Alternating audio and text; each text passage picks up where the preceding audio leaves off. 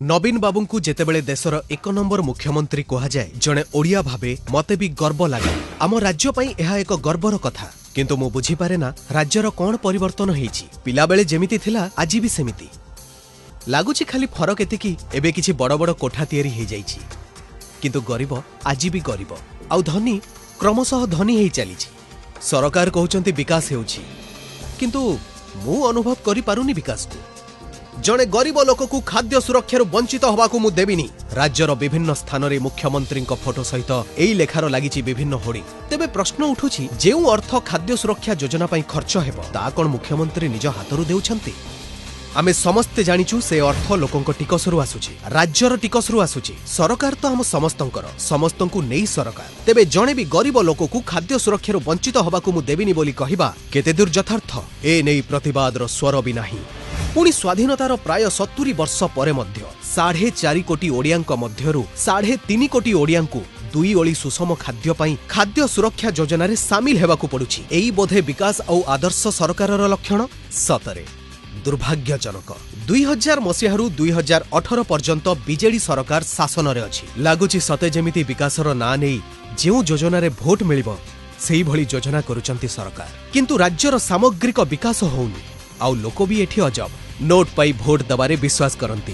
देशर अन्य राज्य मानकरे विरोधी दल नेता माने विधानसभा आलोचना को अचल करने साधारणतः देखा जाए। आम राज्य रे किंतु ओलटा। एठी विगत 18 वर्ष हेलानी शासक दलर नेता माने विधानसभा को अचल करिबारे व्यस्त, जहा पई केबे भी पूर्ण काल पई चली पारुनी विधानसभा। आलोचना हेले सिना विरोधी विभिन्न प्रसंग को नहीं शासक दल को घेरिबे। आलोचना न करी बिल पास करदेले तो कथा सरिला। धन्य ए सरकार।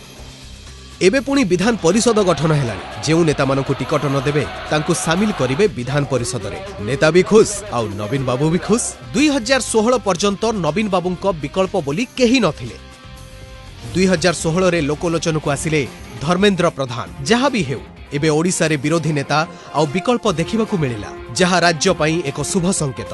कारण विपक्ष दल रे टाणुआ नेता नथिले। सरकार को कैफियत मागिबो किए? आउ पंचायत निर्वाचन रे धर्मेंद्र प्रधान को लोक समर्थन भी मिलिला। एहा पूर्वरु लागुथिला 18 वर्ष हेला राजा शासन चलीची। मुख्यमंत्री तांको जीवन काल रे ओडिया कहि पारिले। अनुभव करी 2013 से कौन भाषण दियंती से निजे भी जानी नाहंती। खाली ओडिया रे नुहे, हिंदी इंग्लिश रे भी से मन को मन भाषण देई पारंतिनी। खाली जहा लेखा हेई थाए कहंती। से पुणी डून स्कूल रु पाठ पढ़ी आसीचंती। जेउ लोकर जीवनर 50 वर्ष दिल्ली रे कटिची, जे लोकंको पाखकू केबे भी जानतीनी, से पुणी 18 वर्ष हेला राज्यर मुख्यमंत्री। सतरे आश्चर्य लागे। कौनसी गणमाध्यमर प्रतिनिधि भी तांको प्रश्न करबाकू साहस करंतिनी। काहे कि किछि बुझी हुए लागे समस्तंकर जेमिति मुह बंद। एई किछि दिन पूर्वरु प्रथम लगाण वर्षारे मात्र 3 घंटा वर्षारे राज्यर राजधानी भुवनेश्वर रे लोकंक अवस्था सांघातिक हेगला। लोकंक घरे पानी पसिगला। थरे भाबिले आउ जदि 2 घंटा वर्षा हेई थांता तेबे कोन अवस्था हेई थांता। एपटे सरकार डिमडिम पिटुचंती राजधानी Bhubaneswar 1 number smart city, best city. ए कोन प्रकृतर स्मार्ट सिटी? धन्य ए राज्य, धन्य ए सरकार। एपटे राज्यर 300 कोटी खर्चरे कलिंग स्टेडियम रे अनुष्ठित हेबाकू जाउची हॉकी विश्वकप। हॉकी विश्वकप रो आयोजन कोन निहाती जरूरी थिला? से पैसा रे पानी निष्कासनर व्यवस्था करिथिले बोध हुए बेसी भलो ही थांता बोली मोर मने हुए। आउ आम राज्य जेउठी क्रीडार भित्तिभूमि नाही, से राज्य रे हॉकी विश्वकप रो आयोजन करी बाहा नेबा केते दूर यथार्थ आपण विचार करंतु। हाँ, आगो को निर्वाचन अछि, लोकंक अनुकंपा नबारे साहाय्य करिवो। ओडियांक आराध्य देवता महाप्रभु जगन्नाथ। आउ जगन्नाथंकर सबुठु बड़ उत्सव नवकलेबर रे भी हेला ब्रह्म विभ्राट। खाली सेतिकी नुहे, श्रीमंदिर रत्न भंडारर चाबी भी हजिगला। चाबीर सुरक्षा कोन सरकारंक दायित्व नुहे? थरे भाबिले आउ केउ राज्य रे हेइथिले ए प्रसंग कोन एते जल्दी बंद हेइ जाई थांता? चिटफंड स्कैम रे संपृक्त अछंती अनेक नेता मंत्री, हेले सबु एठी भद्रलोक हेबार अभिनय करूचंती। जेतेबेले संपूर्ण सिस्टम दुर्नीतिग्रस्त, सेठी खाली मो भली साधारण लोक माने हंतसंत हेउछंती। निजुक्तिर सुजोग सृष्टि होउनी। लक्ष लक्ष युवशक्ति बेकार। आउ एबे चलीची मु हिरो मु ओडिशा कैंपेन। तार कौन लाभ कहले? चाकरी न पाई आम राज्यर युवा शक्ति माने तो जीरो हो गले।